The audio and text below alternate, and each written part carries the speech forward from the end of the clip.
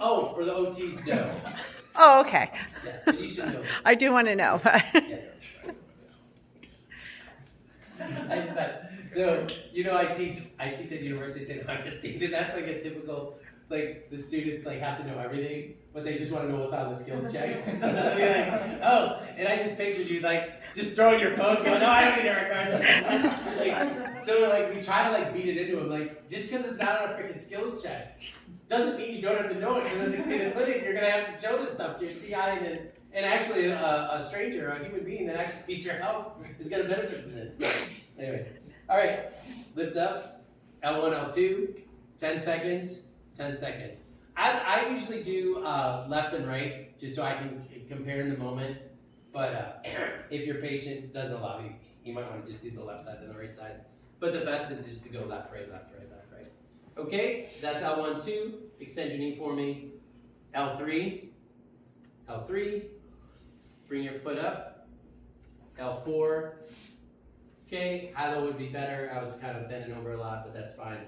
And then L5 is big toe, so extend your big toe. And you'd have the sneaker off, okay? I'm just showing it because he didn't have a sneaker off. And then S1 is eversion, so you're gonna be here, 10 seconds over there. And then S2 is plantar flexion, so you're gonna have them stand up, okay?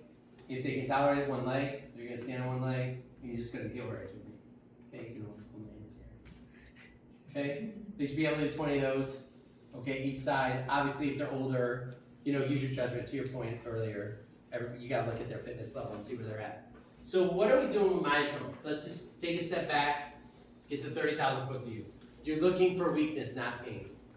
And the weakness, the reason you're holding it for 10 seconds is the nerve might be able to fire an efferent signal to the muscle for a couple of seconds, but then the nerve is gonna fatigue out that signal, and if you don't have that electrical signal, you get weakness.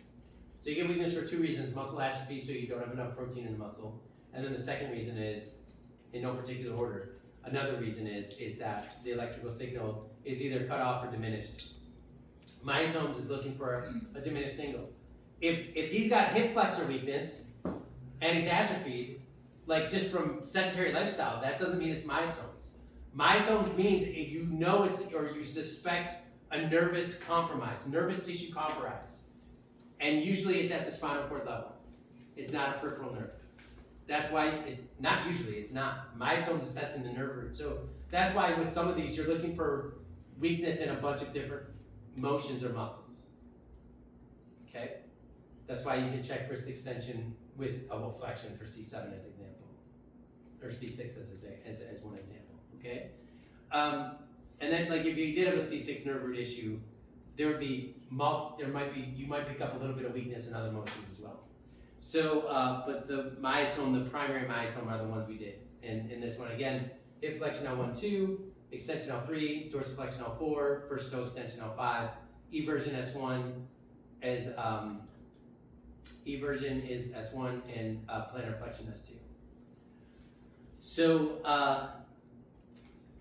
and that's another reason I don't do myotones unless I'm suspecting some kind of cord or nerve root compression, and that's what I'm testing for. The most common ones to get in the lower extremity are L4 and L5, because those are the discs that usually get involved, and someone S1. And patients are not going to come in and say, hey, by the way, my ankle doesn't work. They're going to come in and say, you know, I'm tripping a lot.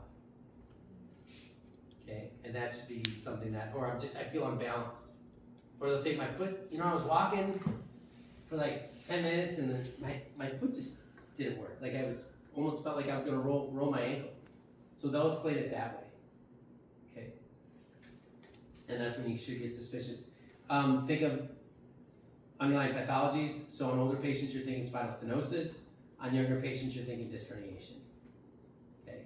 And again, this is not for peripheral nerve injury. This is for nerve root. That's why it's myotones. Okay, let's test lower extremity and then we'll go to lunch.